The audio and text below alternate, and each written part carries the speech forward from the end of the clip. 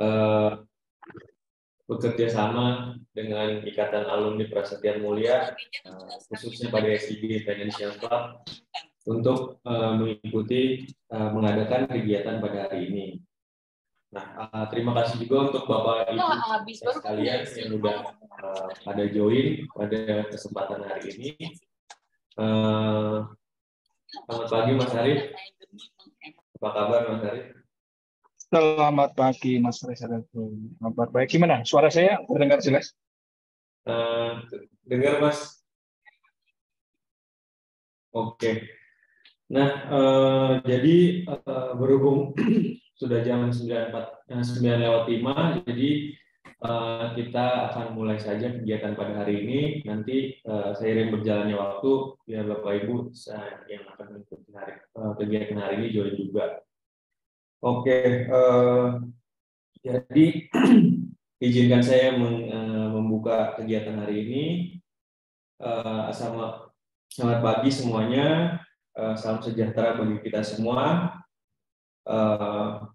Jadi pada kegiatan hari ini kami dari Kaprama mengadakan kegiatan dengan judul adalah pelaporan SPT tahunan pasca program sukarela atau yang disebutnya PPS. Nah, jadi tujuannya itu kami melihat bahwa pasca PPS kemarin, mungkin teman-teman yang sudah mengikuti program tersebut ingin melaporkan SPT tahunannya pada akhir tahun ini, atau deadline-nya itu untuk orang pribadi itu tanggal 31 Maret 2023, dan untuk badan itu 30 April 2023. Nah, jadi kami lihat bahwa kami perlu dari Kaprama untuk memberikan sosialisasi kepada teman-teman di Kaprama yang mengikuti program PPS tersebut.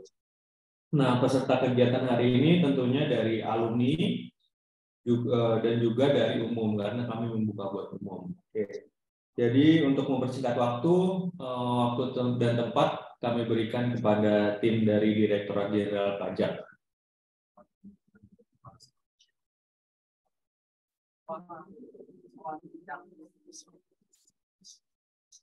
Tes.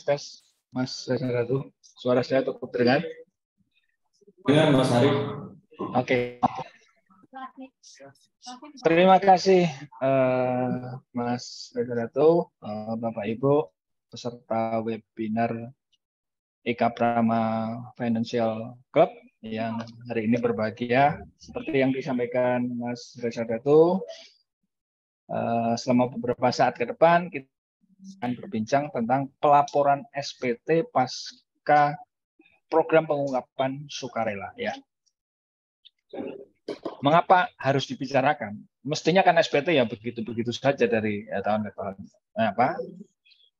Karena ada sedikit, nggak banyak, ada sedikit yang harus dispesialisasikan, dibedakan. Boleh Mbak Ami sambil share screen halaman satunya, ya. Oke. Pelaporan SPT pasca PPS, ya. Berarti saya ingin mengajak teman-teman refresh dulu tentang PPS-nya. Kita refresh dulu ya. Sedikit. Pertama dari supaya kita tahu kenapa kok nanti SPT-nya seperti itu, harus seperti itu ya.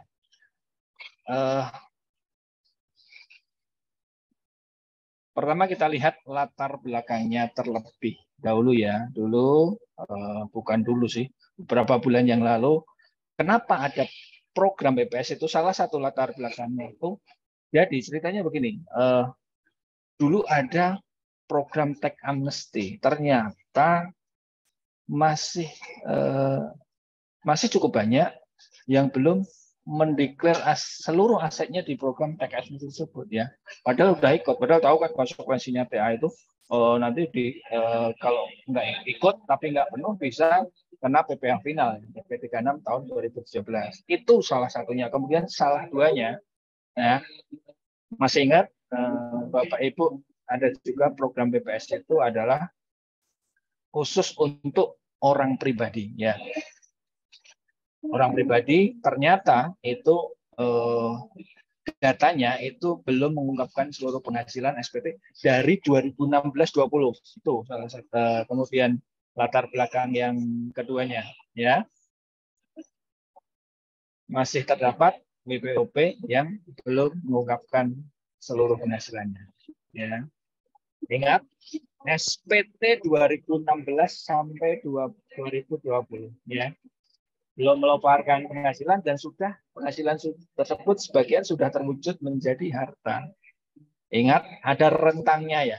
Rentang inilah yang kemudian menjadi salah satu faktor mengapa SPT-nya nanti demikian. Karena apa? Kalau kita lihat rentang, berarti mestinya harta yang dilaporkan itu misalnya diperoleh tahun 2017, mestinya dilapor 2017. Maka bagaimana kemudian menaruh harta tersebut di SPT? Nah, mulai kelihatan kisi-kisinya kan. Karena mestinya didapat 2017. Ya, kenapa kami tahu bahwa masih banyak yang belum mengungkapkan? Data dari pertukaran otomatis itu terlihat bahwa tidak sedikit yang kami sandingkan dengan SPT wajib pajak itu, loh kok ini belum dilaporkan? Maka diberikanlah ruang di program pengungkapan sukarela. Kembali lagi diingat ternyata pada saat itu ada dua ya opsinya ya. Ada skema 1, skema 2, skema 1 yang dulu ikut PA, skema 2 itu adalah khusus WPOP 2016 sampai 20, kemudian juga yang skema 1 itu tarifnya bisa antara 11% sampai 6%, tergantung dari mana sumbernya dan tergantung harta tersebut akan dideklarasi saja, direpatriasi atau bahkan sampai investasi. Semakin berkontribusi banyak, semakin tarifnya sedikit. Kemudian di kebijakan 2, tarifnya antara 18% sampai 12%. Sama, pembeda tarifnya adalah sejauh mana partisipasi wajib pajak dalam pengungkapan program pengungkapan sukarela ini. Apalagi ya, kemudian nilai hartanya dihitung itu dari jumlah harta bersih, artinya benar-benar yang dikeluarkan untuk itu. Kalau kemudian ada utangnya atau masih ada utangnya, kemudian dikeluarkan. Pengungkapannya dari Januari sampai 30 Juni. Nah ya, mengungkapkannya adalah 1 Januari 2022 sampai 30 Juni 2022. Berarti melewati batas masa pelaporan.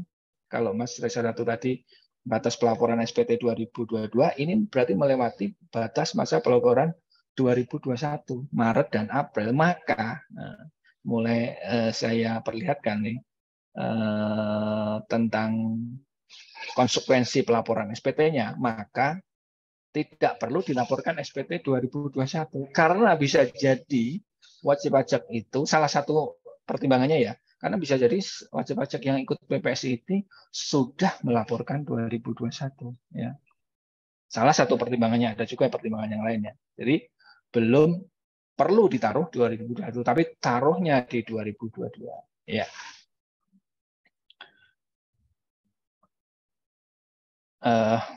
Kemudian diterbitkan surat keterangan, kemudian dibuat apa sih? Dapat fasilitas loh ya, fasilitas tidak kena sanksi, kemudian data informasi itu sebagai dasar penyelidikan, penyidikan, pidana ya terkait perpajakan ya. Kemudian baik skema 1 atau skema 2 tadi adalah harta bersih yang diperoleh dalam rentang tertentu ya. Harta bersih itu kan nanti pada akhirnya bisa berwujud berupa aset, misalnya bangunan ya. Kalau bangunan lazimnya bagaimana? Kalau misalnya membukukan lazimnya ya akan ada penyusutan. Nah, padahal ini kan diperolehnya dalam rentang tertentu yang mestinya itu dilaporkan ya benar-benar pada saat memperoleh harta tersebut. Mestinya idealnya kalau melaporkannya benar, ya penyusutannya dimulai di tahun tersebut ya, tepatnya di bulan di mana diperolehnya. Kalau mau lebih detail lagi, tapi ini kan lain. Nah, nanti gimana? Akan kami jelaskan ya. Kemudian bagaimana setoran finalnya. Kemudian Bapak Ibu sudah menerima surat keterangan ya. Kemudian pengalian itu juga sudah dibatasin. Untuk investasi dibatasin sampai 30 September ya, seperti itu. Sedikit saja memang kami mencoba refresh tentang PPS kemarin. Mengapa seperti itu? Kami ulangi sekali lagi untuk mempermudah kerangka berpikir Bapak Ibu, teman-teman. Oh, pantesan ya di SPT-nya nanti atas harta yang saya ungkap dan kemudian dapat SKT ini ditaruh seperti ini ya. Apa tadi? Karena perolehannya dalam rentang waktu tertentu, karena mestinya karena sudah dapat fasilitas tadi ya, pengampunan dapat fasilitas, tidak dikenakan sanksi administrasi dan sebagainya. Kemudian juga bahwa mestinya kalau dilaporkan di tahun tersebut, penyusutannya ya di tahun tersebut. Oke, dari saya sementara itu dulu.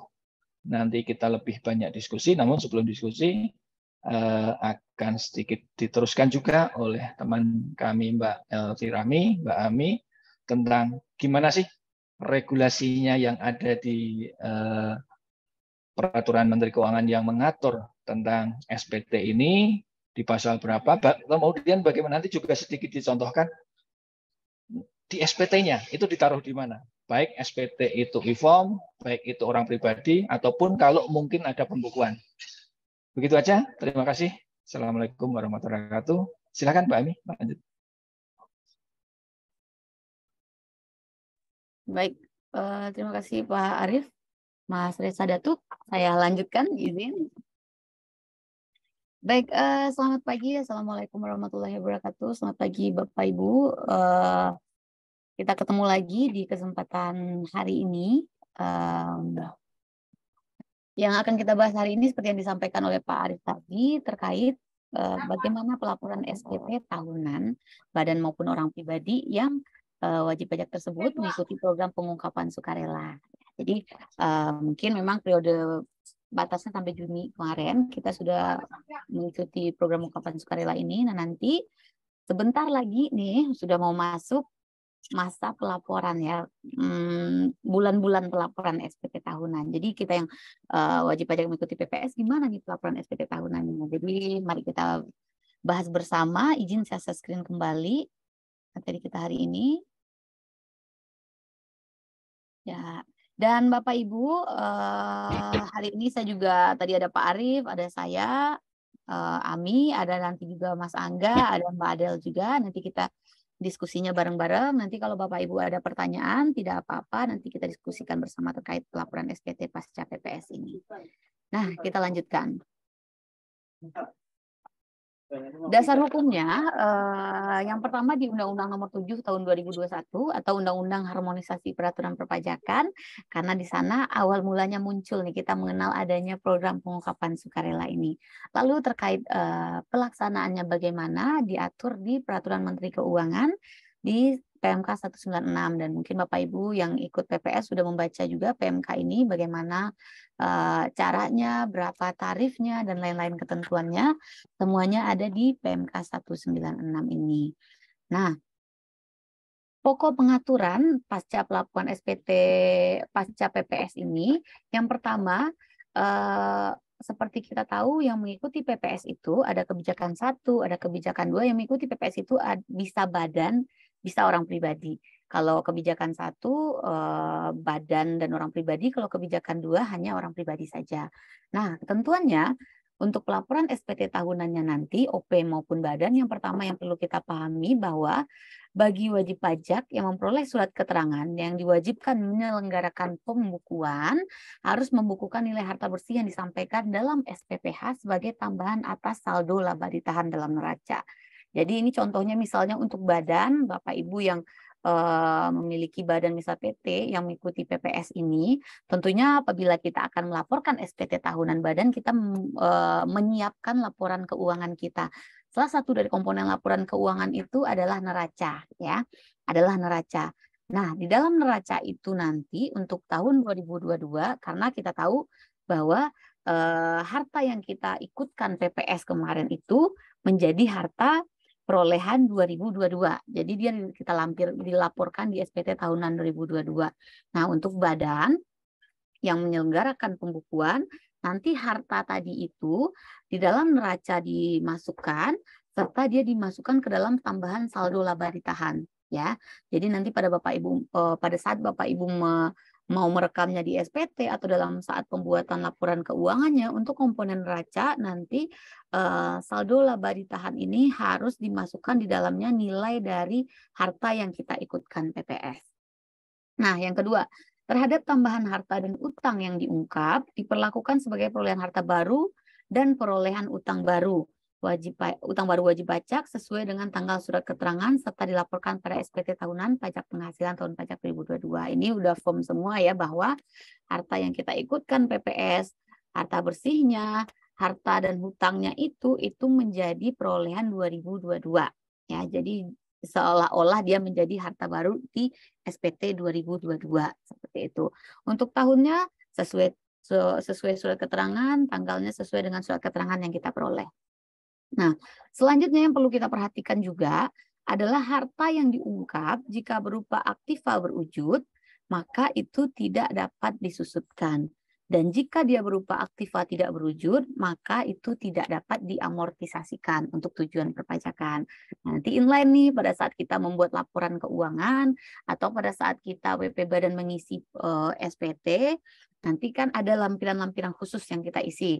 Nah, nanti ini inline di sini. Jadi kalau seandainya ini hartanya bentuknya misalnya gedung gitu, aktivanya misalnya contohnya gedung gitu. Nah, tapi gedungnya ini tidak dapat disusutkan. Jadi pada saat melakukan pelaporannya, jangan masukkan di formulir khusus, di lampiran khusus yang terkait dengan penyusutan, karena dia tidak dapat disusutkan. Jadi cukup dilampirkan nanti di neraca dilampirkan, serta di lampiran khusus terkait elemen-elemen laporan keuangan. Nanti saya lihatkan terkait itu. Nah, karena ketentuan yang 3 tadi, implikasinya pada pengisian SPT tahunan bagaimana? Yang pertama, tidak perlu melakukan pembetulan SPT tahunan. Karena pengakuan harta dan utang baru tadi diposisikannya sebagai hutang dan harta di tahun 2022. Jadi Bapak Ibu yang ikut program pengungkapan sukarela kemarin tidak perlu untuk membetulkan SPT tahunannya yang sebelumnya, karena yang kita ungkap itu tadi hartanya kita masukkan dia di SPT tahunan 2022 ya. Jadi yang sebelumnya tidak perlu dibetulkan. Nah, yang kedua implikasinya apa? Perlu penyesuaian di neraca keuangan beserta di lampiran khusus transkrip kutipan elemen-elemen di laporan keuangan. Nah, karena tadi misalnya ada aset berwujud seperti gedung, atau aset tidak berwujud, atau utangnya, dan laba ditahannya. Ini harus kita isi dan kita sesuaikan di neraca. Misal, pada saat kita membuat SPT tahunan, melaporkan SPT tahunan badan, tentunya kita akan memasukkan komponen neraca yang ada di laporan keuangan kita itu. Komponen neraca itu akan kita masukkan ke lampiran khusus. Ya, lampiran khusus. Untuk lampiran khususnya yang perlu kita isi adalah lampiran khusus yang ada di kutipan elemen-elemen laporan keuangan ya. Jadi kalau saya tidak salah ini lampiran khususnya nomornya 8A, lampiran khusus 8A.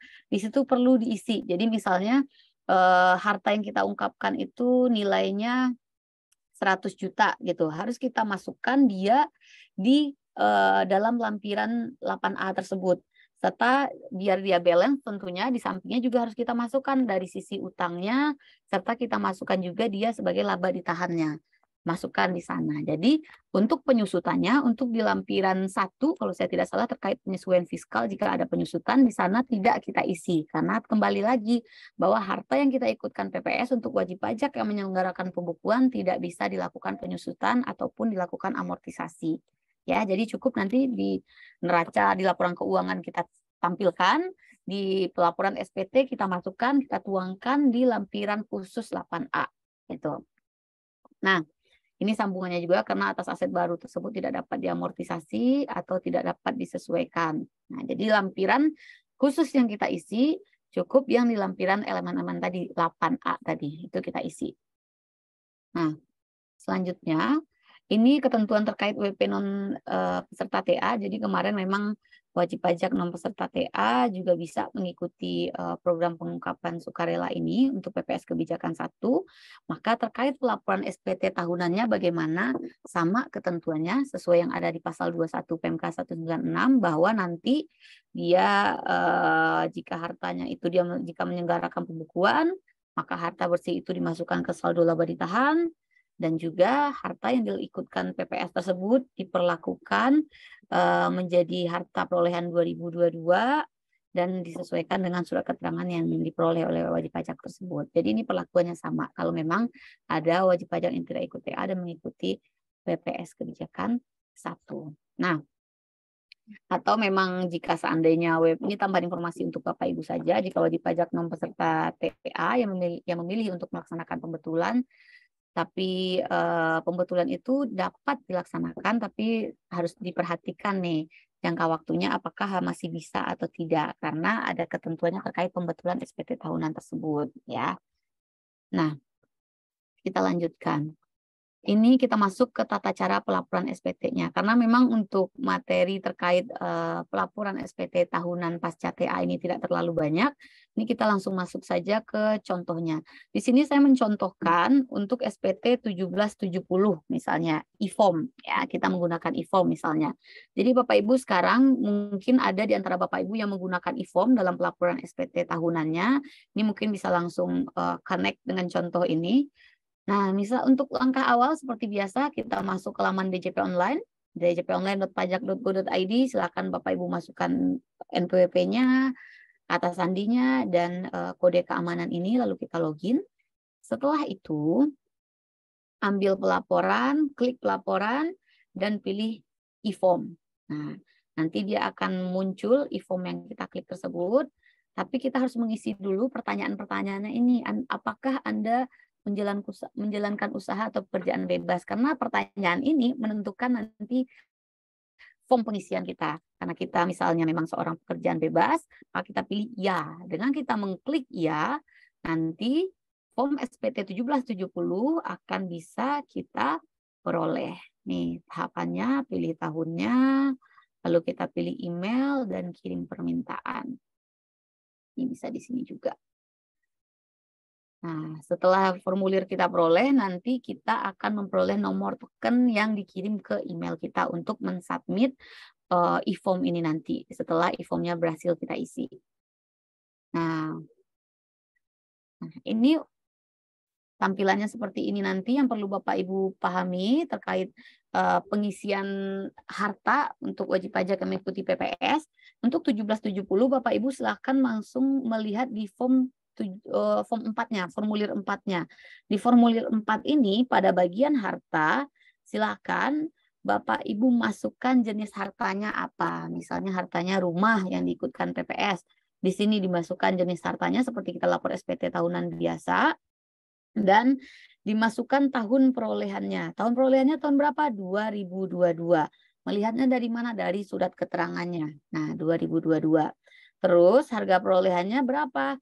Sesuai dengan yang Bapak Ibu deklarasikan di dalam PPS-nya ya, ada di surat keterangannya itu juga. Dan pada kolom keterangan ini biar pada saat AR melakukan pengawasan pun tahu kalau harta ini memang harta yang sudah dilakukan, harta yang sudah diungkapkan dalam program pengungkapan sukarela. Jadi nanti di kolom keterangan ini silakan Bapak Ibu masukkan nomor SKED-nya Bapak Ibu masing-masing. Ya, jadi pada saat kita sudah mensubmit SPT ini nanti, AR atau account representatif di KPP Bapak Ibu masing-masing, AR-nya Bapak Ibu masing-masing nanti pada melakukan pengawasan, melihat SPT-nya Bapak Ibu udah tahu, oh ternyata harta ini bukan harta baru, tapi harta yang memang merupakan harta sudah diungkap di dalam program pengungkapan sukarela. Maka dari itu di kolom ini penting untuk Bapak Ibu kasih keterangan kalau harta itu sudah diikutkan PPS. Nah, Sejalan dengan itu, karena harta bersih itu tadi di program pengungkapan sukarela merupakan harta dikurang utang ya.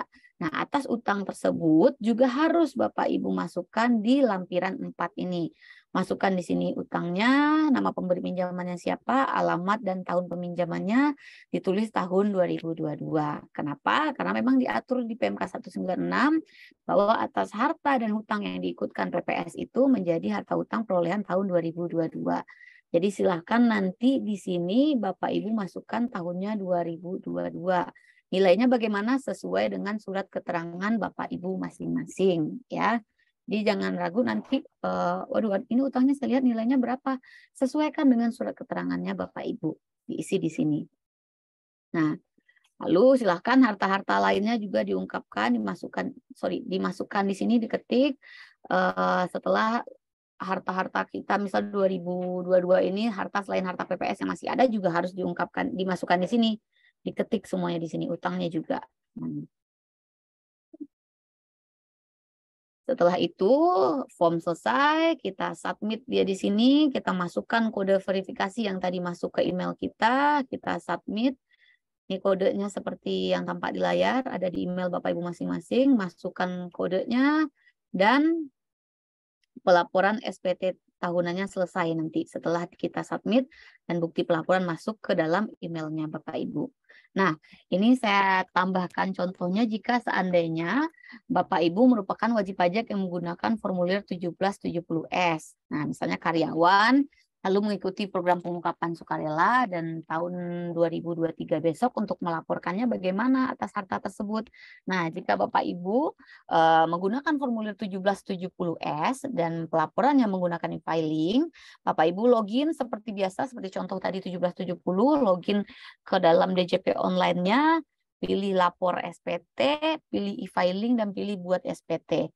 Setelah kita membuat SPT, lalu kita ikuti tahap selanjutnya, nanti kan tahap pertama kita mengisi bagian ini. Nah, pada bagian harta ini, Bapak Ibu isi sesuai dengan yang ada di surat keterangan. Cara pengisiannya sama dengan pengisian 1770 yang tadi saya jelaskan ya. Jadi pada kolom keterangan silahkan Bapak Ibu tambahkan nomor SKET-nya. Nah, itu saja sih yang paling penting kuncinya ya. SKET-nya harus ditulis di sana agar nanti AR-nya tahu bahwa harta tersebut merupakan harta yang diikutkan PPS dan utangnya juga harus dimasukkan di sini. Cara pengisiannya bagaimana? Sama dengan pengisian yang tadi saya contohkan di 1770. Nah, untuk tahun peminjamannya juga harus dituliskan yaitu tahun 2022 dan seluruh tahapan di e-filing ini harus kita selesaikan. Ini ada 5 tahap ya, ada 5 tahap sampai akhir. Nanti kita submit sampai SPT tahunan kita berhasil disubmit, berhasil masuk ke sistem DJP dan nanti akhirnya ada bukti penerimaan SPT tahunan. Jadi sangat sederhana sebenarnya untuk pelaporan SPT tahunan pasca PPS ini terkait harta, Bapak Ibu harus mencantumkan nomor surat keterangannya dan menyesuaikan tahun perolehan dengan tahun yang ada di dalam surat keterangan dan tanggalnya yang sesuai dengan surat keterangan, nilainya sesuai dengan surat keterangan yang Bapak Ibu peroleh masing-masing. Nah, ini sedikit untuk wajib pajak badan.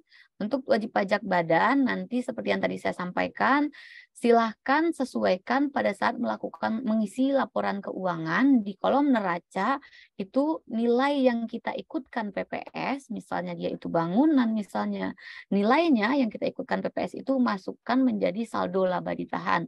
Mungkin menjadi pertanyaan juga, kenapa sih Mbak harus diatur menjadi saldo laba ditahan gitu ya.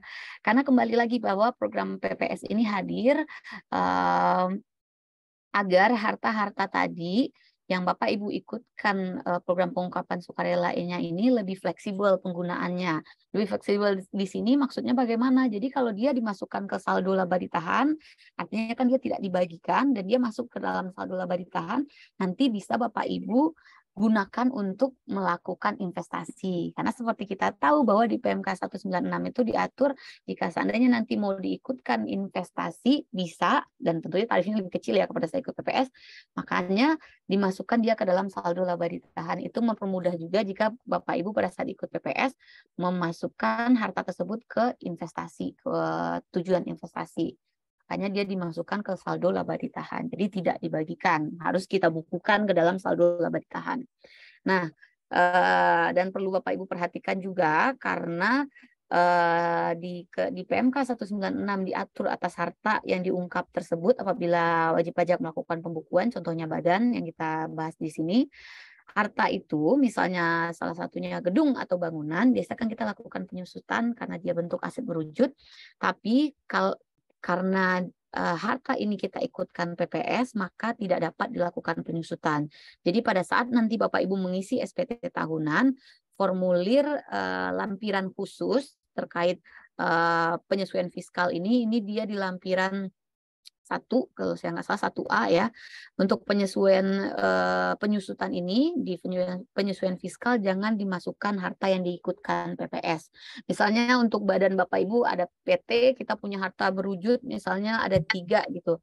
3 ini termasuk salah satunya harta yang kita ikutkan PPS kemarin. Yang kita masukkan di penyusutan di lampiran khusus 1A itu hanya 2 harta tadi, 2 bangunan tadi. Yang bangunan yang 1 ini karena dia ikut PPS dia tidak dimasukkan di lampiran khusus yang itu. Tapi dia masuk di mana? Dia tetap masuk ke lampiran 8A. Jadi di elemen-elemen laporan keuangan dia tetap masuk di lampiran khusus 8A. Si harta yang diikutkan PPS ini tetap masuk. Tapi di 1A dia tidak masuk ya karena dia tidak dilakukan penyusutan. Kalau misalnya yang diungkapkan PPS hartanya itu tidak berwujud gitu. Kalau tidak berwujud kan berarti kita amortisasikan. Tapi karena di PPS ini diatur baik itu harta tidak berwujud itu tidak dapat diamortisasikan. Jadi tidak bisa dimasukkan di formulir 1A-nya, lampiran khusus 1A-nya jangan dimasukkan. Cukup di 8A-nya saja. Dia dibukukan menjadi saldo laba ditahan. Seperti itu ya Bapak Ibu. Mungkin tidak terlalu banyak terkait ini. Pasca PPS ini bagaimana pelaporannya dan nanti kita diskusi lagi di tanya jawab. Saya kembalikan lagi ke Mas Reza Datuk. Terima kasih. Oke, terima kasih Mbak Ami atas pemaparannya. Mungkin teman-teman peserta yang ingin bertanya silahkan bertanya atau raise hand atau bertanya dari kolom chat, nanti akan kita bahas satu persatu. Nah, jadi memang kita lihat PPS ini sangat menarik banget karena memang sebenarnya kalau dilihat banyak Bapak Ibu sekalian yang mengikuti kegiatan PPS ini. Nah, sebenarnya ada beberapa sih list pertanyaan yang aku mau tanyakan kepada teman-teman DJP. Nah, jadi kita diskusi aja ya pada hari ini. Jadi ada pertanyaan pertama itu seberapa banyak sih kerjasama dari DJP itu untuk memperoleh data-data terkait aset bagi wajib pajak yang belum melaporkan harta-hartanya. Kemudian ketika misalkan sudah ditemukan nih teman-teman wajib pajak tidak mengikuti PPS, tapi setelah setelah PPS berakhir, ternyata teman-teman dari Direktorat Jenderal Pajak menemukan bahwa adanya harta-harta yang belum dilaporkan dalam PPS tersebut. Nah, apa yang akan dilakukan dari teman-teman Direktorat Jenderal Pajak atas data-data tersebut? Itu sih pertanyaan pertamanya. Baik, terima kasih Mas Reza Datuk.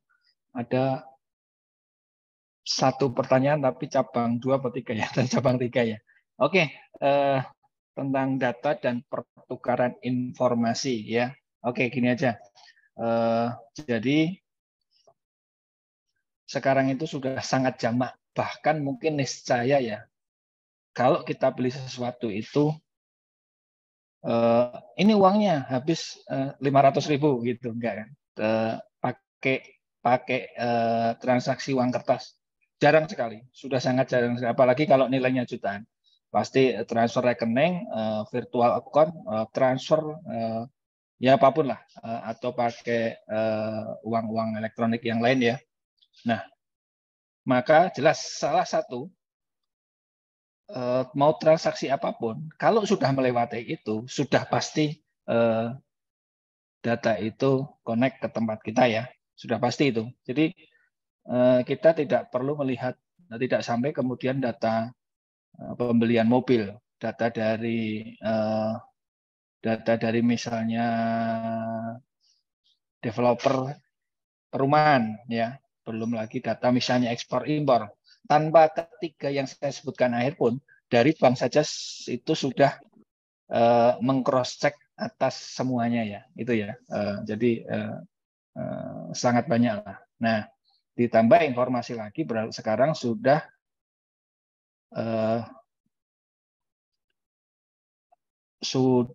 mulai implementasi NIK menjadi NPWP, meskipun ada tahapannya, tapi sudah mulai NIK.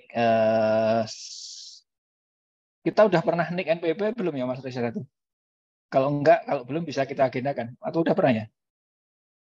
Sepertinya di seminar webinar yang kemarin udah membahas mengenai. Nah, ya benar-benar. Kita kan kemarin, seingat saya juga baru saja NIK NPWP.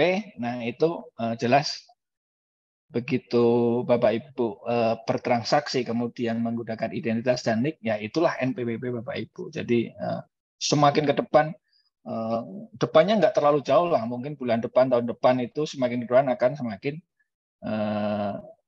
nyata bahwa transaksi itu tidak bisa dalam tanda kutip sembunyi gitu ya. Kemudian bagaimana kalau tidak ikut tapi ditemukan? Sebenarnya di PMK, di undang-undang juga diatur ya. Kalau misalnya yang nggak ikut PPS itu dulu ikut tax amnesty, jelas itu di undang-undang TA, silahkan buka di pasal 18 ayat 3 itu tarifnya ya, kalau OP ya 25%, kan itu harta bersih berarti penghasilan ya 30%, atau kalau yang tertentu 12,5% masih ada sanksinya ya, itu adalah 200% sanksinya ya. Jadi kalau 30 tambah 200% bisa sampai 90%. Nah, kemudian kalau kebijakan 2 itu di Undang-Undang HPP diatur secara khusus tidak membedakan subjek pajaknya, itu tarifnya 30%. Silakan dibuka di pasal 11 ayat 2, kemudian sanksinya. Nah, ini sanksinya mengikuti Undang-Undang Cipta Kerja ya, yaitu sanksi mengikuti suku bunga, kemudian uplift faktornya itu 15% kalau itu bentuknya SKPKP. Intinya sanksinya ya yang dikeluarin surat ketetapan pajak dari Direktorat Jenderal Pajak, itulah besaran sanksinya. Silakan kalau ada mau tambahan, Mbak Ami, Mas Angga, Mbak Dana.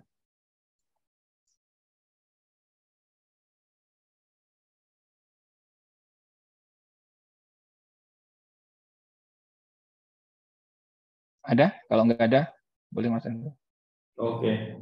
Nah, jadi menarik banget Mas Arief. Jadi sekarang kerjasama Direktorat Jenderal Pajak sudah banyak banget, sehingga kemungkinan Bapak Ibu yang belum melaporkan hartanya pada PPS kemarin, mungkin kedepannya akan ditemukan juga data tambahan dari Direktorat Jenderal Pajak. Nah, tapi ada satu pertanyaan menarik nih Mas Arief yang tadi aku kepikiran. Jadi kan sebenarnya di Indonesia itu lumrah sekali ketika misalkan kita menitipkan. Jadi misalkan saya nih atau ada orang lain, tolong titip dong, saya kebetulan nggak bisa buat bank nih. Nah kemudian saya menitipkan nih harta saya pada orang lain.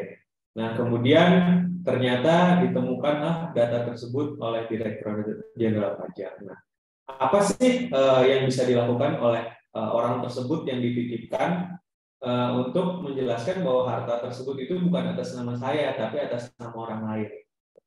Ya, ya. Ini tidak hanya aspek pajak ya, aspek hukum ya, dan itu fakta banyak terjadi. Tapi saya yakin seiring berkembangnya zaman itu akan makin, karena apa?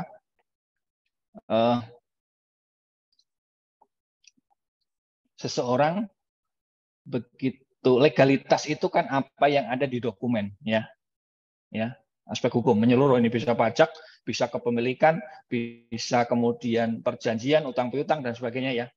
Legalitas mengikat dokumen. Begitu yang bersangkutan itu membubuhkan tanda tangannya, menyatakan bahwa ini miliknya, menyerahkan, menuliskan identitas di dokumen-dokumen kepemilikan bahwa ini, nah tanggung jawab hukum itu jelas jelas melekat pada yang tertulis ya, tertulis. Oke lah, pajak itu kemudian melakukan pemeriksaan, ada ruang untuk memberikan klarifikasi. Toh kalau sampai terbit surat ketetapan pajak itu yang harus dibayar oleh wajib pajak itu kan yang disetujui saja. Selebihnya ada ruang untuk keberatan, banding dan seterusnya. Baru menang mana. Tapi jelas itu butuh effort banyak. Butuh effort banyak sekali ya. Butuh effort banyak. Ini bukan punya saya, mana yang menunjukkan kamu bukan saya. Punyamu. Padahal misalnya ya transaksinya dari A ke B itu hanya ngasih, pokoknya kamu beli ini aja. Saya mau beli tanah di Pondok Indah, semua atas namamu ya, nanti tahu-tahu kamu beres, nanti kamu biasanya sih tak kasih bonus sekian. Nah, seharusnya inilah pentingnya literasi ya. Seharusnya masyarakat Indonesia itu perlu tahu bahwa kalau ada sebuah daya tarik dan itu tidak wajar tanpa kita effort itu banyak, itu mestinya waspada di awal. Sama kan kayak ini nanam uang nanti bisa bunga 10% per minggu. Nah, itu perlu tanda tanya, ada sesuatu di dalamnya. Kemudian misalnya Mas Reza itu punya mau beli mobil ya, Hyundai Ioniq yang baru ya. Mau atas nama teman saya, paling tidak ada motifnya pasti. Walaupun bukan motifnya uang, paling nggak motifnya misalnya apa? Menghindari pajak progresif ya, atau misalnya ganjil genapnya dan sebagainya. Kurang lebih seperti itu ya. Masih bisa dipertanggungjawabkan tapi sangat berat lah ya. Oke, ada tambahan barangkali Mas Angga, Mbak Am? Oke, jadi ya tadi saya kepikiran nanti sih, soalnya memang ya kita banyak menemukan gitu Mas Arif. Ya. Jadi misalkan orang tua nih menitip, orang tua masih ada, tapi karena dia nggak memahami mengenai bank-bank, akhirnya deposito semua uang cash semua dititipin sama anaknya. Padahal ketika mau laporan SPT tahunan pribadi itu nggak masuk akal untuk penambahan harta, penambahan penghasilan kita tidak sesuai sama penambahan harta kita. Iya, oke. Mungkin masih ada ruang gitu ya Mas Arif ya, dengan legalitasnya. Ya, kebetulan kalau case-nya orang tua dan anak, kebetulan juga di pasal 9, pasal 6 Undang-Undang PH kita mengatur kan, itu adalah termasuk yang dikecualikan, misalnya dimasukkan harta kemudian atas nama anaknya, cukup taruh di keterangan apa Mas Satu, cukup taruh keterangan hibah dari orang tua, dan dulu misalnya dokumennya dulu atas nama orang tua, pindah ke anak juga nggak apa-apa, selebihnya pun nggak apa-apa. Itu kan yang memang dikecualikan ya. Sangat besar kemungkinannya tidak ada motif kalau orang tua ke anaknya. Iya. Jadi dengan kata lain, sekarang dengan integrasi data ini, teman-teman sekalian peserta itu jangan mau tuh dititipin uang sama teman-temannya juga. Jangan mau. Kalau saya nggak mau, pasti ada sesuatu. Oke. Nah, terus untuk next pertanyaannya adalah mengenai ini Mas Arif. Bagaimana sih pelaporan bagi peserta PPS itu yang sebenarnya mereka itu mengikuti PPS itu bukan karena ada harta yang belum dilaporkan, tapi karena memang ada motif seperti misalkan mau menyumbang aja untuk negara. Karena kan memang itu jelas bahwa kedepannya dengan kita ikut PPS itu banyak orang yang berpikir bahwa kita nanti terbebas nih dari pemeriksaan dan sebagainya. Gitu. Nah itu gimana sih cara pelaporannya? Apakah tetap sama? Tadi sempat kesenggol di slide sedikit ya Mbak Am. Silakan Mbak Ami. Tentang ikut PPS tapi lebih ke ingin berkontribusi. Silakan. Ya, oke. Jadi kalau pertanyaannya seperti itu yang Mas Sadatu, misalnya kita ikut PPS karena mulia banget sih itu ya, kita memang ingin memberikan sumbangan untuk negara aja sih ikutnya gitu. Jadi namun di PPS ini seperti kita tahu bahwa DJP saat ini juga sedang membangun sebuah sistem yang agar data-data wajib pajak itu menjadi lebih bagus, lebih real, Maka dari itu, dengan ikutnya PPS ini, data yang masuk pun ke kami itu jadi menjadi data juga pegangan untuk DJP juga. Maka dari itu, biarpun seandainya ya niat wajib pajak itu hanya ingin ikut serta saja, ingin ikut menyumbang saja kepada negara, namun diatur bahwa harta yang ikut PPS ini harus dimasukkan di laporan SPT tahunan wajib pajak tersebut. Walaupun memang ini nyumbang aja sih, saya ikut harta, saya sumbang, saya masuk nih, saya masukin harta saya nilai 100 juta, tapi yang saya bayarkan PPS itu sebenarnya tujuannya hanya untuk menyumbang saja gitu misalnya niatnya. Tapi harta tadi kan konsepnya dia masih ada harta itu. Jadi harta tersebut yang masih ada wajib dilaporkan di dalam SPT tahunannya wajib pajak karena masih miliknya wajib pajak harta itu. Ya, lain hal kalau seandainya diberikan seluruhnya, dihibahkan kemana, itu kan lain soal, memang hilang, bukan hak kepemilikan wajib pajak lagi. Tapi kalau konsepnya walaupun tujuannya menyumbangkan kepada negara, tapi tetap harta itu milik wajib pajak ini, jadi diikutkan PPS harus dilaporkan di lampiran hartanya wajib pajak di SPT tahunannya. Jadi di 2022 mendatang harus dimasukkan di laporan SPT tahunan wajib pajak.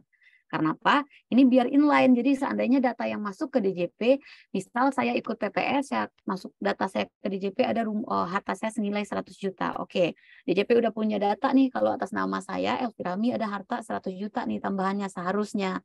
Jadi nanti harusnya di SPT 2022 saya, kalau misalnya harta saya sebelumnya itu 50 juta, dengan ikut PPS 100 juta, harusnya nilai harta saya nanti di 2022 150 juta. Gitu harusnya di datanya DJP. Namun seandainya wajib pajak tidak memasukkan atau malah bolong dimasukkan malah di tahun berikutnya di 2023. Nah ini nih yang jadi pertanyaannya kemana kenapa jadi timbul harta baru lagi di 2023. Maka dari itu DJP mengatur masukkanlah harta yang diikutkan PPS itu walaupun dia harta memang baru diungkapkan, baru disampaikan datanya ke DJP agar data yang diperoleh DJP itu betul, bisa dipertanggungjawabkan oleh wajib pajak juga, maka masukkanlah di SPT tahunan 2022 agar kedepannya nanti di 2023, 2024 dan seterusnya data itu bagus.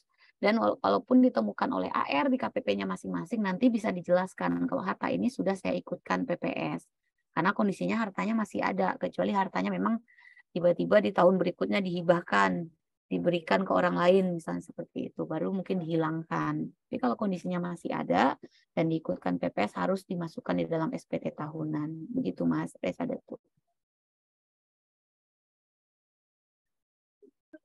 Oke, terima kasih Mbak Ami untuk pemaparannya.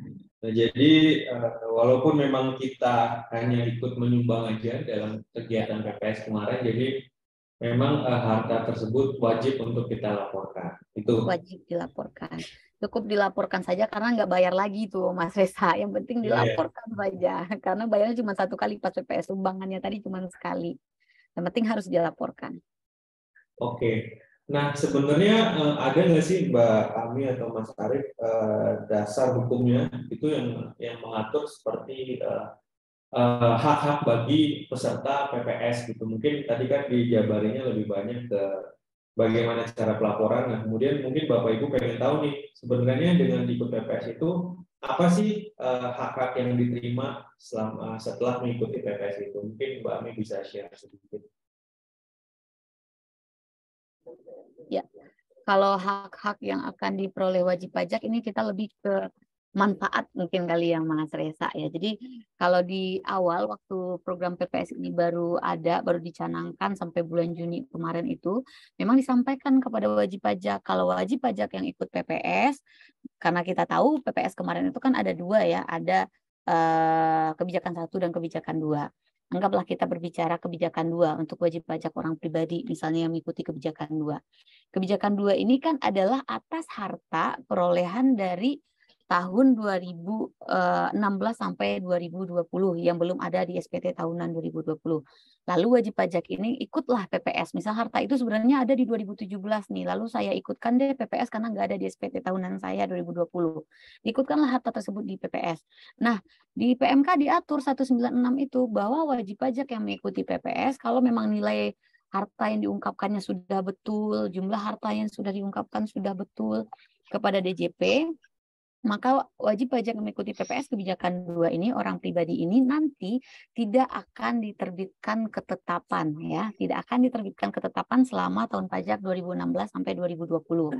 Nah, itu salah satu hak dari wajib pajak nanti, misalnya diterbitkan ketetapan nih, ternyata diterbitkan ketetapan sama kantor KPP-nya bahwa wajib pajak ini ada nih atas harta ini, misalnya ini diterbitkan ketetapan di tahun pajak 2017, disampaikanlah kepada wajib pajak. Wajib pajak berhak menyampaikan kepada KPP bahwa saya ini ikut PPS dan ini surat keterangannya. Dan silahkan diungkapkan bahwa di PMK 196 pun diatur kalau saya ikut PPS, saya nggak diterbitkan loh Pak surat ketetapan, tapi kenapa saya diberikan surat ketetapan. Tapi yang perlu diingat oleh wajib pajak juga, dalam hal surat ketetapan yang tidak diterbitkan ini yang bagaimana? Yang selain dari kalau seandainya wajib pajak ini berkewajiban untuk melakukan pemungutan atau pemotongan, tetapi tidak disetorkan atas pemungutan atau pemotongan pajak itu baru nanti akan timbul surat ketetapannya.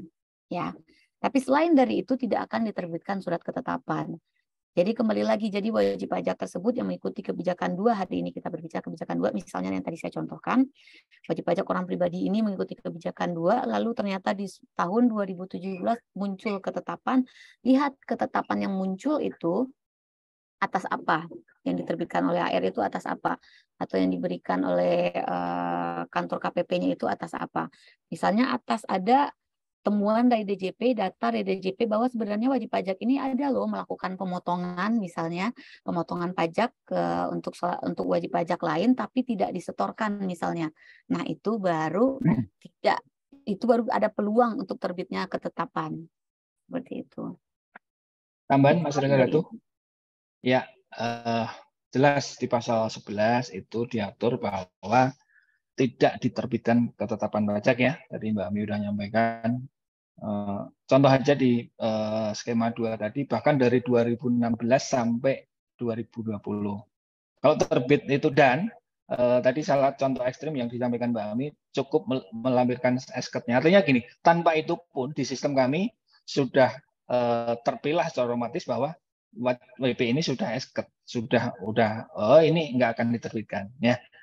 Lain halnya kalau ini fair, ini sesuatu yang fair. Lain halnya kalau Mas Rizada itu punya rumah di Menteng 1, di Pondok Indah 1. Dulu yang diikutkan cuma yang di Pondok Indah. Yang Menteng, nggak diikutan lah, ini bayarnya terlalu banyak. Dan kemudian itu ketemu, nah itu baru kena. Karena memang sengaja tidak melaporkan yang seperti itu ya. Ini untuk sisi keadilan. Yang kemudian yang kedua, luar biasa. Kewajiban perpajakannya tidak hanya PPh-nya saja, tetapi termasuk PPN, PPh pot-pot ya, tadi disampaikan Mbak Ami, itu termasuk. Hanya kalau yang nggak boleh itu sudah dipotong, sudah nerbitin faktur PPN, sudah dipungut, tapi kemudian nggak setorkan, itu nggak boleh dong. Orang itu sudah pajaknya orang lain dititipi, ya. Banyak sekali. Kemudian satu lagi, data informasinya itu di huruf C itu diatur data informasi itu tidak dapat dijadikan dasar sebagai penyelidikan sampai ke pidana di kasus perpajakan. Itu Mas Rizal. Ya. Oke, terima kasih Mas Arief dan Mbak Ami untuk penjelasannya. Ini saya lihat di kolom chat ada yang bertanya dari dari Pak Evan. Jadi beliau bertanya, betul nggak ya kalau aset tanah yang sudah dilaporkan di PPS kedua ini tidak boleh dipindah tangankan ke orang lain selama beberapa tahun ke depan? Setahu saya PPS pertama seperti itu. Jika iya, berapa lama tidak boleh dipindah tangankan? Ya, baik. Terkait PPS kebijakan 2, misalnya kita ikutkan PPS itu adalah tanah bangunan, misalnya di PPS ini diatur yang tidak boleh itu adalah kalau misalnya harta tersebut diinvestasikan. Nah, kalau investasi kan ada ketentuannya 5 tahun ya, 5 tahun itu harus tetap diinvestasikan di sektor-sektor yang ditentukan di PMK tersebut. Atau harta deklarasi yang ada di dalam negeri, misalnya saya punya rumah, saya ikutkan PPS, rumah itu ada di Jakarta, misalnya saya ikutkan PPS. Nah, rumah ini tidak boleh, misalnya uangnya itu udah saya jual, atau yang lebih sederhana lah, uang gitu, tabungan saya misalnya saya ikutkan PPS, tabungan itu ada di Indonesia, lalu selama saya mengikutkan PPS ini, itu tidak boleh saya bawa keluar dari Indonesia, seperti itu yang nggak boleh, ya. Jadi kalau masih dipindah tangankan, kalau pindah tangan kan artinya kan misalnya kita jual tanah atau bangunan itu, uangnya kan masih ada di kita, itu masih boleh. Kecuali kita investasikan. Kalau investasi memang ada ketentuannya juga ya, selama 5 tahun, itu di dalam sektor-sektor yang ditentukan itu tidak bisa kita keluar dari zona 5 tahun itu, seperti itu. Oke, dengan kata lain misalkan ketika kita ngikutin PPS-nya dalam bentuk rumah gitu, terus kemudian kita di tahun 2022 kita menjual rumah tersebut yang kita sudah ikutkan PPS, berarti masih diperbolehkan gitu ya Mbak Ami ya?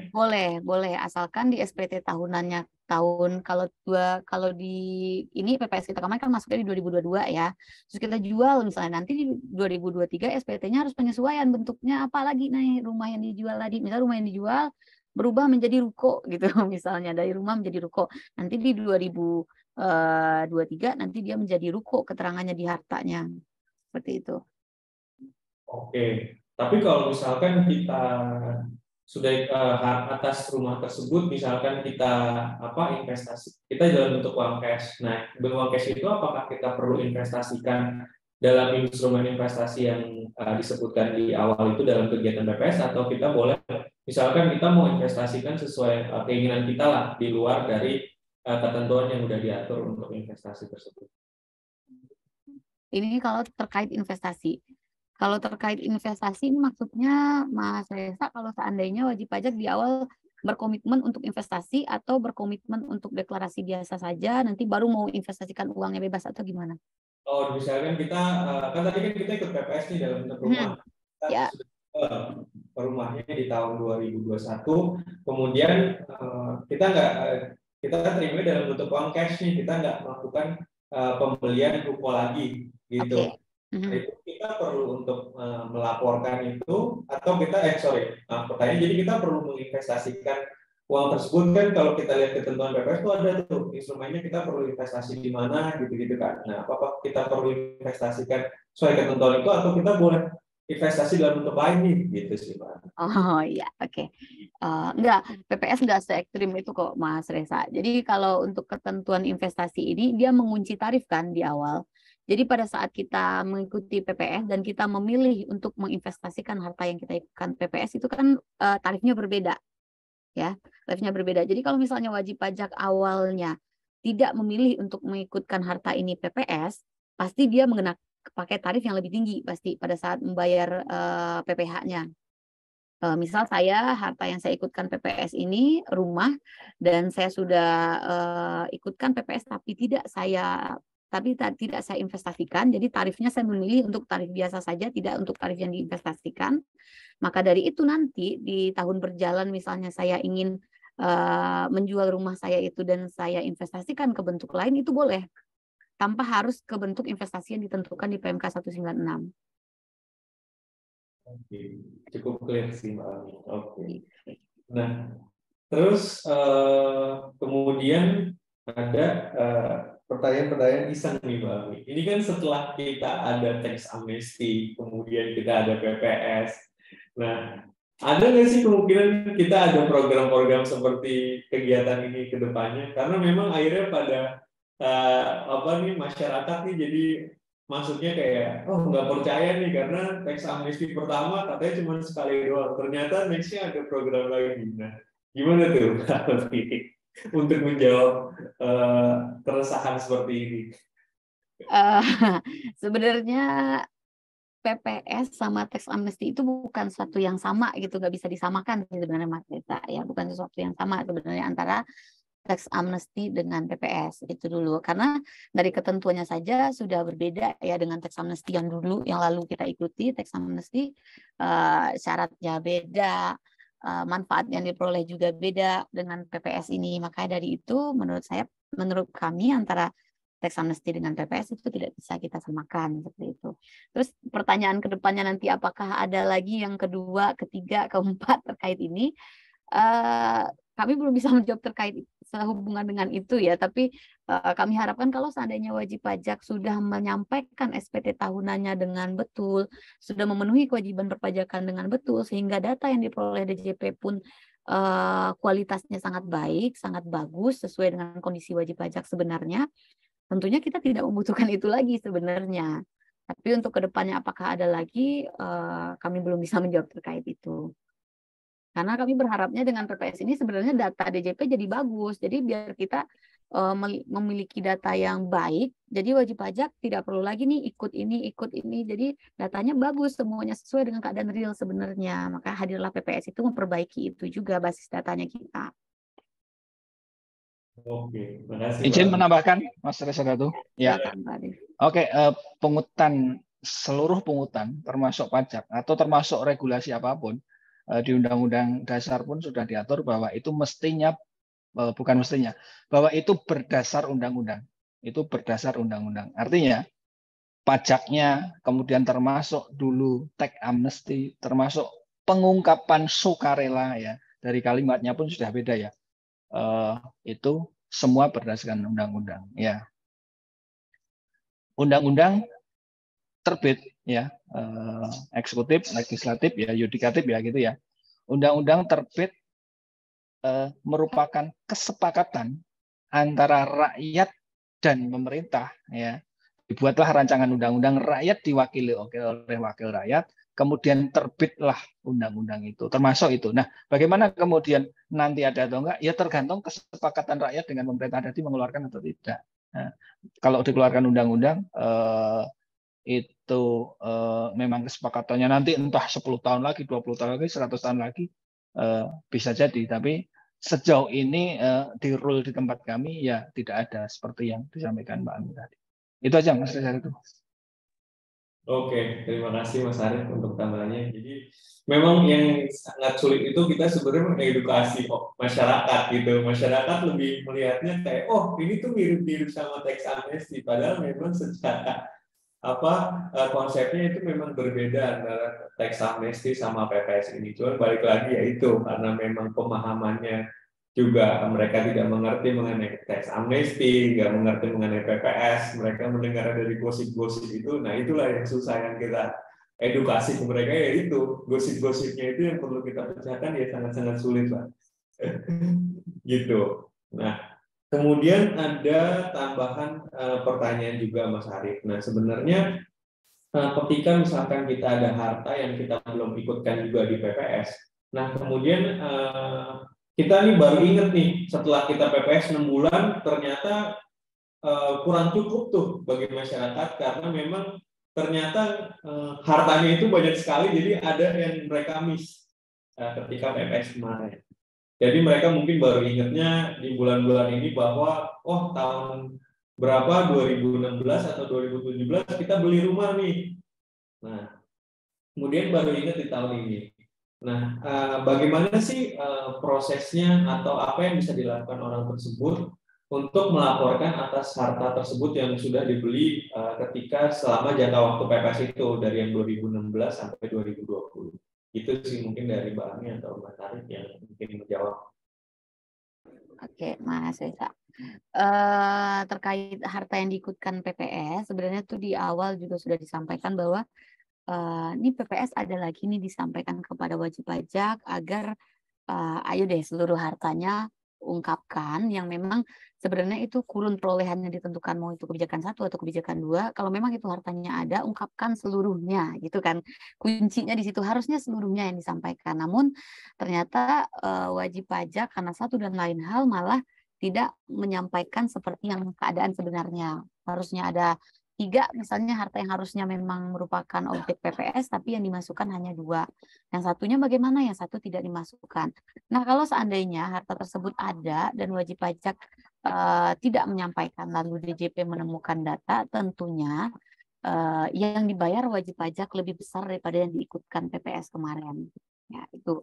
Kenapa? Karena tarifnya lebih tinggi ditambah lagi sanksi kalau seandainya memang ada ditemukan data itu, harta tersebut ada, disampaikan, wah ada harta satu lagi nih sebenarnya dia objek PPS tapi tidak dimasukkan oleh wajib pajak. Nah, DJP akan memberikan sanksi atas harta tersebut. Jadi dianggapnya itu full seluruhnya menjadi penghasilan bagi wajib pajak. Dengan tarif yang lebih tinggi dikenakan lagi sanksi. Seperti itu. Tapi misalkan ketika dari DJP yang belum menemukan nih, maksudnya dari saya, misalkan saya lupa nih, terus saya baru ingat di tahun ini, apakah saya bisa melaporkan itu di tahun 2016 atau 2017, jadi kita melakukan pembetulan SPT, atau kita lebih baik kita dilaporkan setelah jangka waktu tersebut, misalnya kita masukkan di SPT di tahun 2022 atas harta tersebut. Oke, artinya misalnya DJP belum menemukan data, tapi kita sebagai wajib pajak, udah deh saya datang aja deh ke DJP, saya jujur aja, ternyata ada satu lagi nih yang saya lupa miss gitu. Nggak apa-apa, itu malah baik sekali kalau memang seandainya seperti itu. Kami harapkan juga wajib pajak seperti itu, disampaikan ke DJP, nggak apa-apa, dan itu dianggap sebagai perolehan harta, sebagai penghasilan pada tahun tersebut. Pure sebagai penghasilan pada tahun tersebut, harta tadi. Kalau misalnya 100 juta nilainya, oke, 100 juta itu menjadi penghasilan di tahun tersebut, tambahan penghasilan di tahun tersebut. Tarifnya bagaimana? Tarifnya sesuai dengan tarif yang berlaku, jadi kena tarif progresif jadinya nanti. Seperti itu. Berarti di tahun tersebut, berarti kita di tahun 2016 gitu ya, Mbak Ami, maksudnya. Ketika Bukan. Kalau misalnya wajib pajak baru akan menyampaikannya nanti ternyata sadarnya gitu di 2023 misalnya gitu Mas Resa ya. 2023 baru disampaikan ke DJP terkait harta tersebut, maka nanti itu menjadi harta penghasilan, menjadi penghasilan di tahun 2023. Oke. Nah, berarti tapi kalau maaf potong Mbak, kalau misalkan seperti itu berarti kan misalkan kita laporan di SPT 2023. Nah, tetapi teman-teman dari DJP tuh ngecek tuh bahwa di tahun 2016 ada harta yang belum dilaporkan gitu. Jadi AR mereka bahwa oh ini ada data nih tahun 2016 ada membeli rumah tapi belum dilaporin nih sama PPS. Tapi kita baru dilaporinnya di tahun 2023. Apakah itu akan menjadi masalah atau enggak sih, Mbak? Kalau seandainya DJP sudah tahu, pastinya DJP akan menyurati. Kan ada nanti surat pasti ya, dan nilainya pasti lebih tinggi karena ditambah dengan sanksi tadi. Tapi kalau seandainya DJP belum menemukan misalnya seperti itu, tapi wajib pajak inisiatifnya sendiri menyampaikan ke DJP, oke, itu menjadi penghasilan, pure menjadi penghasilan nilai itu di tahun kapan diungkapkan oleh wajib pajak. Oke. Berarti nggak masalah dong, misalkan berarti kan harta tersebut sampai di 2016, tapi kita baru dilaporin di SPT 2023, itu berarti nggak ada masalah tuh Mbak? Atau kedepannya malah akhir kita jadi bermasalah karena ya, harusnya yang penting dibayar gitu Mas Resa. Dibayar menjadi penghasilan, dibayar pajaknya seperti itu. Oke. Bisa juga kalau memang ada wajib pajak kita yang bergabung hari ini, misalnya ada yang kejadian seperti itu, nggak apa-apa disampaikan ke AR-nya masing-masing. Karena nanti kan pasti kalau pengawasannya dilakukan oleh AR-nya masing-masing ya, agar AR-nya tahu juga atas harta nanti misalnya itu timbul harta itu di SPT berikutnya, AR-nya tahu bahwa itu sudah dilaporkan, itu yang saya sampaikan loh Pak, terkait harta ini yang akan saya bayarkan menjadi penghasilan, dan saya bayarkan nanti pajaknya, seperti itu. Jadi kita sebagai wajib pajak udah memitigasinya dari awal gitu. Oke, thank you Mbak Ami. Nah, kemudian dari Pak Eva nih bertanya nih, apa boleh dijabarkan mengenai perhitungannya, mengenai sanksinya ketika tidak mengungkapkan harta selama PPS tuh Mbak Ami? 30% kali perolehan harta baru lapor sanksi. Ya benar, itu sudah disampaikan Mas Reza itu ya. 30% ya. Kalau yang pertama 30%, kemudian sanksinya itu yang pasti 30%. Oke, 100 juta tambah 30%, ditambah sanksinya itu 13 ayat 2 sesuai Undang-Undang Cipta Kerja ya, yang baru ya. Uplift faktornya karena ini SKPKP misalnya suku bunga itu 1,4%. Nah, tambah uplift faktor 15%. Ya kira-kira itulah, kalau angkanya pasti kan selalu keluar ke MK tiap bulan. Yang pasti tambahan tarifnya itu pasal 11-nya itu 30%. Itu lagi dicoba simulasikan sama Mas Angga di chat, nanti ya, coba dilihat contohnya ya Mas ya, biar lebih gampang dibacanya. Contohkan kasusnya, karena memang di Undang-Undang Cipta Kerja itu ada perubahan ya terkait perhitungan sanksi ini seperti yang tadi disampaikan Pak Arief, dia mengikuti suku bunga Kementerian Keuangan yang berlaku pada saat itu gitu. Nanti ada perubahan-perubahannya misalnya untuk terkait suku bunganya. Nanti Ini asumsi kalau contohin, kebijakan 2 ya. ya. Ini dicontohin sama Mas Angga nanti di chat. Oke, thank you Mbak Ani sama Mas Arief. Nah, kemudian ada pertanyaan dari Pak Kim Guan Sucipto. Nah, beliau bertanya apakah bisa ikut pas final jika belum ditemukan data oleh DJP dan wajib pajak mutlak sendiri.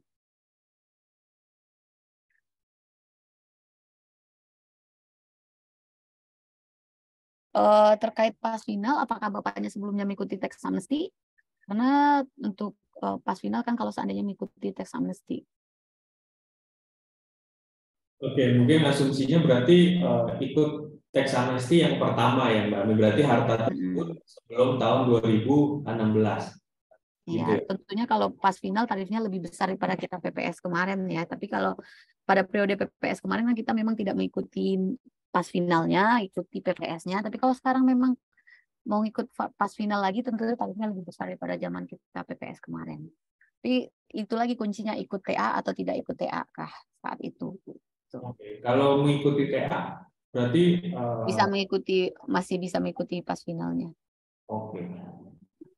Ya, memang nggak spesifik tarifnya karena kan besarannya diatur itu 12,5 sampai 30% ya kalau orang pribadi ya. Nah, ya berarti teriginya aja lah ambil itu 30% kalau orang pribadi. Oke. Nah, terus kemudian oke, nah pertanyaan terakhir dari aku. Nah, jadi kan ada nggak sih kewajiban yang perlu kita laporkan nih? Kalau kita lihat selama PPS ini kita sebenarnya jelas bahwa kita perlu untuk wajib lapor atas harta yang kita investasikan. Nah, bagaimana sih proses untuk pelaporan atas harta yang kita investasikan itu? Gitu. Mungkin Mbak Ami atau Mas Arief bisa share. Baik. Untuk ini suara saya putus-putus atau enggak ya kedengarannya Mas ya? Karena sinyal saya kayaknya kurang baik. Untuk wajib pajak yang mengikuti PPS memang ada, kalau seandainya wajib pajak tersebut ikut memilih berkomitmen untuk investasi dari awal, jadi itu misalnya saya ikut PPS, saya mem-PPS-kan harta, tapi saya memilihnya untuk diinvestasikan di sektor-sektor yang ditentukan di PMK tersebut, maka saya ada tambahan satu lagi kewajiban saya, selain memasukkan harta tersebut di SPT tahunan, juga harus melaporkan realisasi investasi. Yang mana batas waktunya itu untuk saat ini yang 2022 sebelum berakhirnya SPT tahunan orang pribadi. Artinya nanti sebelum SPT tahunan sebelum akhir Maret 2022 saya juga sudah melaporkan realisasi investasi saya. Pelaporannya pun juga online di laman DJP online. Nanti Bapak Ibu bisa mengakses masing-masing di laman DJP online-nya, sama websitenya sama dengan tempat kita melapor SPT tahunan ya.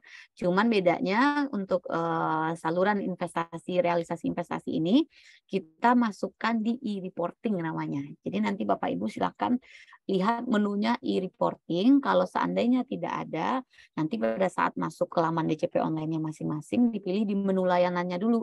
Nanti dicentang di sana e-reporting. Lalu login ulang lagi sehingga akan muncul nanti pilihan e-reporting. E-reporting tulisannya, nanti pilihnya di situ. Paling lambat sebelum akhir pelaporan SPT tahunan 2022. Begitu seterusnya sampai akhir masa investasi, akhir tahun investasinya. Kan investasi kita kunci 5 tahun ya. Jadi sampai 2022, 23, 24, 25, 26 berarti ya, sampai 5 tahun itu harus dilaporkan terus realisasi investasinya. Dan itu secara online. Oke, Mbak Ami, terima kasih untuk pemaparannya. Ini ada tambahan informasi dari Pak Kim Guan Sucipto. Maksudnya yang terkait pertanyaan tadi itu Mbak Ami. Jadi maksudnya kalau sudah mengikuti PPS, terus ada harta yang tertinggal, apakah bisa ikut pas final selama belum ditemukan oleh DJP?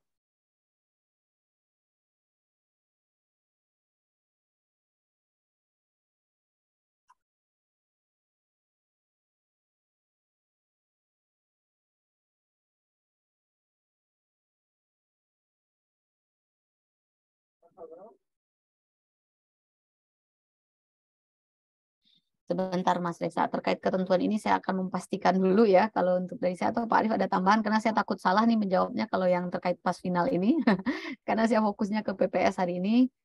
Sebentar saya pastikan dulu apakah boleh yang harta tidak ikut harta yang tertinggal, artinya Pak Bapak ini ikut PPS ya Pak, kemarin ikut PPS tahunya ada satu yang tertinggal, apakah yang satu itu boleh diikutkan pas final gitu ya pertanyaannya, dan juga dulu ikut tax amnesty. Tunggu sebentar. Atau ada pertanyaan dulu Mas Reza, ini kita hold dulu.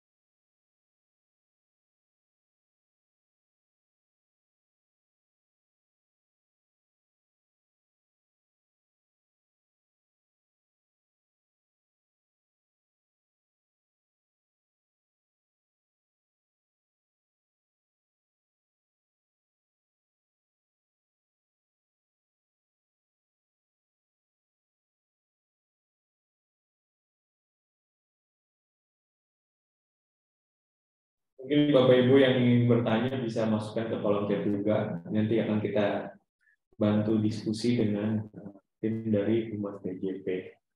Jadi memang kalau dilihat serta PPS hari ini memang cukup segmented. Jadi lain dari kegiatan-kegiatan sebelumnya yang memang pesertanya cukup banyak karena memang bahasnya secara general, tapi memang kalau PPS ini memang hanya mengikuti PPS saja. Jadi memang secara peserta ini kurang dari kegiatan-kegiatan sebelumnya. Tapi nggak apa-apa karena memang ya kita lihat nggak semua orang mengikuti PPS, hanya wajib pajak yang memang belum melaporkan atau tidak belum melaporkan hartanya selama 2016 sampai 2020 gitu. Nah,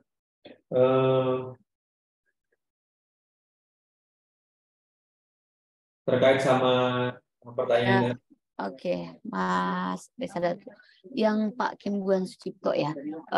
Untuk pas final ini, sebenarnya kalau kita lihat di aturan pas final itu harta yang diungkap itu perolehannya tahun berapa. Jadi kembali lagi ke Bapaknya, harta yang akan yang mau diikutkan PPS tapi tidak masuk tadi itu yang akhirnya diputuskan pengen diikutkan pas final itu sebenarnya perolehannya tahun berapa sih gitu. Karena kalau pas final kan kita tahu ya 85 sampai 2015 harta perolehan hartanya. Jadi dilihat dari situ saja. Terkait bisa atau tidak harta itu diikutkan ke pas final, kalau di aturannya tidak melihat boleh atau tidaknya, dilihat lagi kapan harta perolehan itu. Karena terkait aturan yang ada sekarang saya lihat tadi tidak ada yang mengunci kalau ikut PPS lalu ternyata ada satu harta yang tidak diikutkan PPS tidak boleh ke pas final, itu tidak ada sih kata-katanya mendeklarasikan tentang itu. Tapi kembali lagi kita lihat di aturan pas finalnya lagi. Aturan pas final itu harta perolehannya dikuncinya kapan? 85 sampai 2015. Nah, kembali lagi ke wajib pajak, perolehan harta yang mau diikutkan itu tadi perolehannya tahun berapa gitu. Oke. Seperti itu jawabannya bagi Pak Kim Guan Sucipto. Nah, terkait sama simulasi perhitungannya akan dijelaskan di kolom chat dari Mas Angga ya, kami.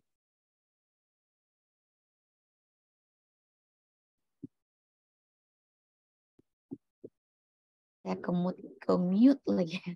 Lagi diketik sama Mas Angga, gimana contohnya biar lebih sederhana, biar gampang, nggak terlalu pusing nanti membacanya. Sebentar nanti diberikan di kolom chat.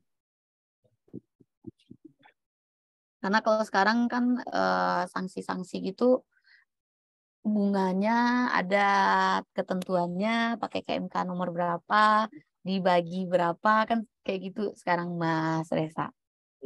Jadi memang kalau dilihat sanksinya lebih kecil lah daripada sebelumnya. Lebih kecil daripada sebelumnya, benar banget. Jadi lebih walaupun wajib pajak salah, ini lebih agak meringankan daripada yang sebelumnya sebenarnya ya. Iya, kan kita tahu 2% setiap bulannya kan. Iya, kalau dulu seperti itu langsung jelas tuh. Sekarang tuh kita lihat lagi berapa persennya, suku bunga yang berlakunya berapa, suku bunga Kementerian Keuangan harus kita merujuk ke itu. Oke, oke. Nah, tapi sebenarnya kalau tanya sedikit ningkatin Humas DJP, banyak nggak sih pertanyaan dari wajib pajak itu setelah mengikuti PPS? Atau mereka tuh selama PPS itu kemarin udah cukup jelas tuh apa next step-nya, apa yang perlu dilakukan sehingga mereka nggak ada yang bertanya, atau justru pertanyaan itu jadi makin banyak setelah mengikuti PPS nih. Gimana cara lapornya dan sebagainya. Jadi ibaratnya kayak mereka yang ikut PPS tapi mereka nggak tahu tuh step selanjutnya setelah PPS. Ya benar Mas, saya sadar tuh paling banyak mungkin memang step laporannya ya, nanti dilapornya di 2022 bagaimana sih sebenarnya, karena tidak semua mungkin wajib pajak kita memahami dengan jelas maksud di PMK di pasal 21 ya, di pasal 21 PMK 96 itu gimana sih nanti penerapannya di SPT tahunannya gitu. Paling itu sudah mulai bertanya karena memang sebentar lagi kita udah mau masuk bulan-bulan pelaporan ya, Januari sampai Maret mendatang. Itu juga bertanya sama, yang paling banyak juga e-reporting sih, e-reporting terkait yang wajib pajak memilih untuk menginvestasikan. Nah, mereka masih agak bingung kapan paling lambatnya, bagaimana caranya, apakah bersurat ke DJP atau online, padahal itu sebenarnya online. Cuman mungkin tinggal nanti karena ini masih masa-masa agak-agak tenang, mungkin wajib pajak kemarin yang ikut PPS masih agak tenang, masih calm down dulu, udah tenang dulu. Nah, bentar lagi di Januari mungkin baru agak mulai notice lagi nih terkait kewajiban habis PPS ini.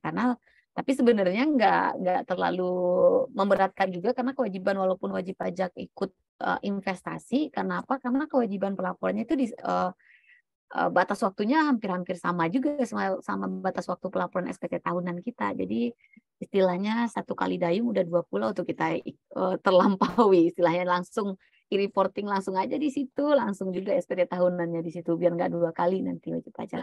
Kalaupun bingung kita masih bisa membuka layanan di KPP ya. Jadi kalau ke helpdesk, kalau misalnya untuk pertama kali belum tahu e-reporting seperti apa, bisa ke helpdesk juga sebenarnya.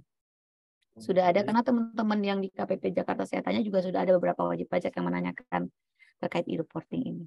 Oke. Jadi memang kalau dilihat nih DJP setelah COVID ini perkembangannya cukup signifikan. Jadi karena kita semua bisa melaporkan semua atau kita bisa minta surat semuanya dari si DJP ini.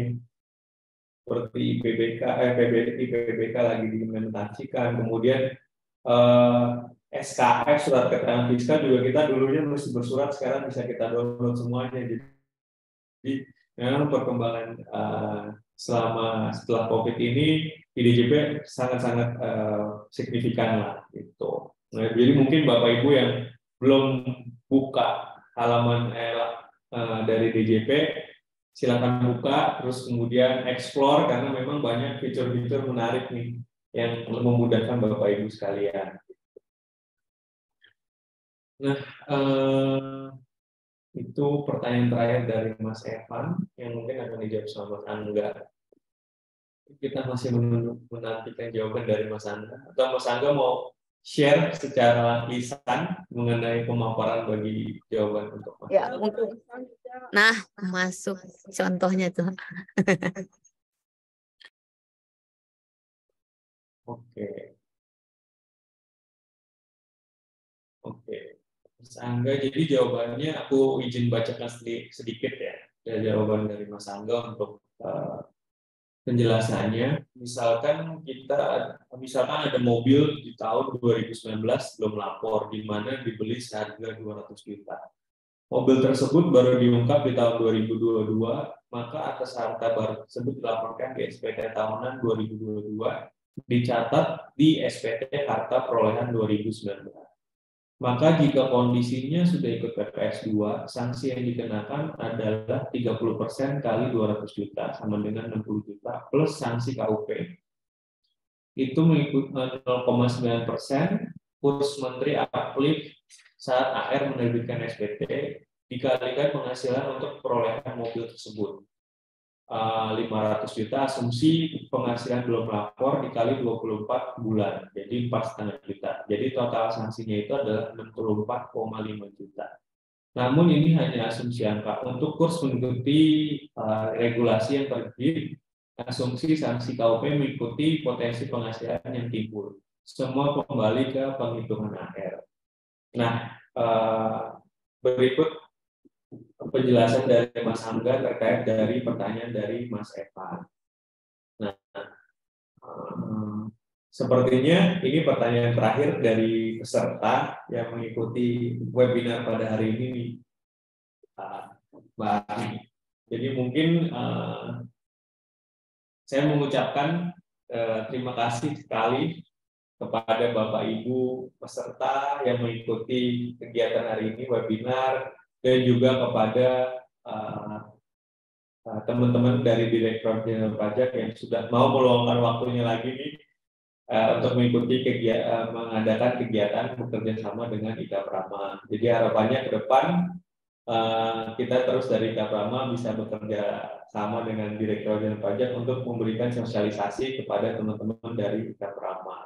Jadi supaya ke depannya ya teman-teman dari IKA Prama nih memiliki pemahaman yang jelas mengenai pajak, kemudian juga melaporkan pajaknya dengan benar, sehingga jadi teman-teman dari IKA Prama nggak ada nih yang dapat surat cinta dari Direktorat Jenderal Pajak. Nah, untuk materinya akan saya share ke sini yang tadi sudah dipaparkan, terus kemudian saya berharap teman-teman peserta juga mengikuti presensi yang akan saya berikan juga mengenai post-testnya. Itu sebentar saya izin share.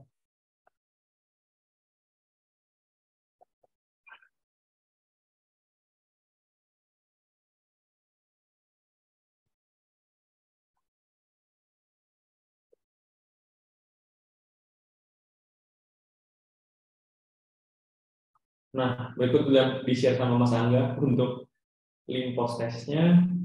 Kemudian saya izin share untuk PPT-nya.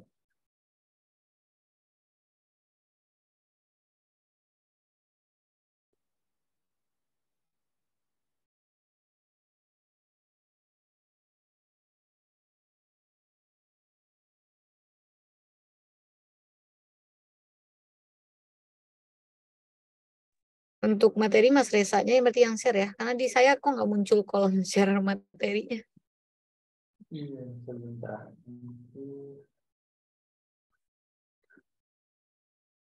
Aku juga nggak bisa. Ya udah, nanti aku kasih nomor HP ku aja di sini. Jadi nanti Bapak Ibu yang menginginkan materi tersebut nanti aku akan share melalui WhatsApp karena ini mesti link mesti menggunakan Google Drive dan sebagainya sih. Dropbox, jadi gitu. Nanti WhatsApp aja, nanti akan aku kasih materinya. Nah, jadi gitu penutup dari aku. Mungkin dari teman-teman dari DJP yang menyampaikan kata-kata penutup juga. Oke, baik. Pak Arief sepertinya sudah ikut kegiatan. Pak Arief sebenarnya lagi 2 kegiatan nih, Mas Reza. Ada kegiatan juga di Tangerang ya, Pak Arief ya. Kayaknya lagi join juga di sana. Baik, terima kasih juga sama IKA Prama yang sudah memfasilitasi sehingga kami bertemu dengan Bapak Ibu, rekan-rekan pada pagi hari ini sharing terkait bagaimana pelaporan SPT tahunan pasca PPS ini. Semoga nanti pada prakteknya yang kami share hari ini bisa Bapak Ibu aplikasikan pada saat pengisian SPT tahunan. Kalaupun nanti pada saat pengisiannya ternyata keliru atau sebelum pengisian sekarang udah coba-coba buka ternyata saya masih ragu, ada keraguan. Baik, nanti kita sama-sama belajar lagi. Hubungi Mas Reza lagi, ketemu lagi deh sama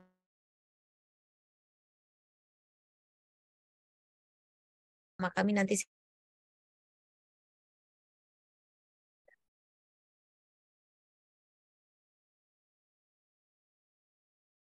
simulasikan bagaimana sebenarnya pengisian SPT tahunannya. Untuk Bapak Ibu semua, terima kasih Mas Reza. Kayaknya putus-putus nih sinyal hari ini di kantor emang tidak baik-baik saja kayaknya ya. Saya ulang lagi, terima kasih Mas Resa juga, terima kasih Kak Prama tentunya, terima kasih Bapak Ibu semua yang sudah meluangkan waktu untuk bertemu sama kami hari ini. Semoga yang kami sampaikan hari ini bisa memberi pencerahan kepada Bapak Ibu semua sehingga pengisian SPT nanti lancar dan jangan lewat waktunya ya. Semoga bisa tepat waktu. Kalaupun nanti masih bingung nggak apa-apa, tanya kami lagi atau minta Mas Resa Datu lagi untuk bertemu dengan kami lagi. Kita nanti bikin kelas pengisian SPT tahunan untuk wajib pajak yang mengikuti PPS ya Mas Resa ya. Sekian aja dari saya. Terima kasih.